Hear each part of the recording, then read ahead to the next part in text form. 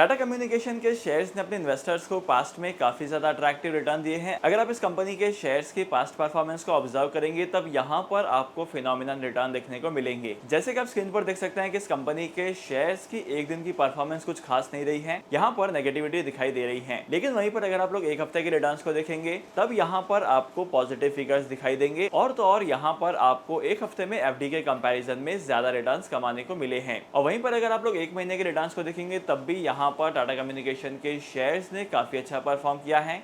एक साल में तो इस कंपनी ने अपने इन्वेस्टर्स को मल्टी बैगर रिटर्न दिए हैं। और अगर आप लोगों ने इस कंपनी के शेयर्स में 5 ईयर से ज्यादा के लिए इन्वेस्टमेंट किया होता तब देख सकते हैं कि आपको कितने रिटर्न्स कमाने को मिलते थे। लेकिन आखिर इस टाटा ग्रुप की कंपनी के शेयर्स की प्राइस इतनी ज्यादा क्यों ग्रो करती जा रही है, इसके पीछे का रीजन क्या है और कंपनी के शेयर्स की प्राइस इतनी ज्यादा इंक्रीज होने के बाद आपको इन्वेस्टमेंट करना है कि नहीं करना है, कंपनी के फंडामेंटल क्या कहते हैं और इसके पीछे के रीजन क्या है, हर एक चीज के बारे में आज के इस वीडियो में डिटेल में डिस्कशन करने वाला हूँ। तो चलिए आज की वीडियो को शुरू करते हैं और सबसे पहले जानते हैं कि टाटा कम्युनिकेशन के शेयर्स की प्राइस के ग्रोथ के पीछे का रीजन क्या है। टाटा ग्रुप की इस कंपनी के शेयर्स की प्राइस के ग्रोथ के पीछे के दो इंपॉर्टेंट रीजन हैं। सबसे पहला रीजन है 5G स्पेक्ट्रम की ग्रोथ और सेकंड रीजन है कंपनी का एम्बिशियस ग्रोथ प्लान। सबसे पहले बात करते हैं 5G नेटवर्क्स की। अगर टेलीकम्युनिकेशन सेक्टर में देखा जाए तो टेलीकम्युनिकेशन सेक्टर में टाटा कम्युनिकेशन जो है वो इनेबलर का काम करता है। टाटा कम्युनिकेशन 5G के नेटवर्क को इनेबल करवाता है और यहाँ पर नेटवर्क को इनेबल करवाने के लिए बहुत सारी सर्विसेज प्रोवाइड करता है, चाहे वो सर्विसेज के फॉर्म में हो या फिर चाहे वो किसी इक्विपमेंट के फॉर्म में हो।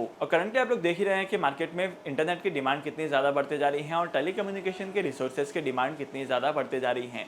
और तो और मार्केट में ऐसी बहुत सारी कंपनी हैं जो 5G के स्पेक्ट्रम और 5G के नेटवर्क पर काम कर रही हैं, फिर चाहे वो टेलीकॉम कंपनी हो या फिर चाहे वो टेलीकॉम से जुड़ी हुई कोई कंपनी हो। यहाँ पर इन सारी कंपनीज के शेयर्स की ग्रोथ होती ही जा रही है। और तो और टेलीकम्युनिकेशन मार्केट में एक्सपेक्टेशन लगाया जा रहा है कि आने वाले टाइम पीरियड में टेलीकम्युनिकेशन मार्केट डबल स्पीड से ग्रो करेगा। यहाँ पर अगर आप लोग इन्वेस्टमेंट करते हैं तब आप लोगों को अट्रैक्टिव रिटर्न्स कमाने को मिलेंगे, लेकिन आपको टेलीकम्युनिकेशन के सेक्टर में भी इन्वेस्टमेंट करने के लिए प्रॉपर रिसर्च करनी पड़ेगी और फिर आपको एक मल्टीबैगर कंपनी का शेयर या एक ऐसी कंपनी का शेयर फाइंड आउट करना होगा जो आपको अच्छे रिटर्न्स दे सकता है। अब इसके बाद बात करते हैं सेकंड इंपॉर्टेंट रीजन के बारे में। अगर आप लोग देखेंगे कंपनी के फाइनेंशियल्स को तो इस कंपनी के जो रेवेन्यूज हैं वो इंक्रीज होते जा रहे हैं और कंपनी का जो प्रॉफिट है वो इंक्रीज होते जा रहा है। लेकिन यहाँ पर कंपनी के शेयर्स की ग्रोथ इतनी ही नहीं है। करंटली टाटा कम्युनिकेशन के मैनेजमेंट ने एक्सपेक्टेशन रखी है कि आने वाले 3 से 5 साल में टाटा कम्युनिकेशन का जो रेवेन्यू है वो 10% से इंक्रीज होगा और इसका जो प्रॉफिट है वो भी काफी हद तक इंक्रीज होगा। अगर किसी भी कंपनी का जो रेवेन्यू है वो बढ़ता है और कंपनी के प्रॉफिट इंक्रीज होते हैं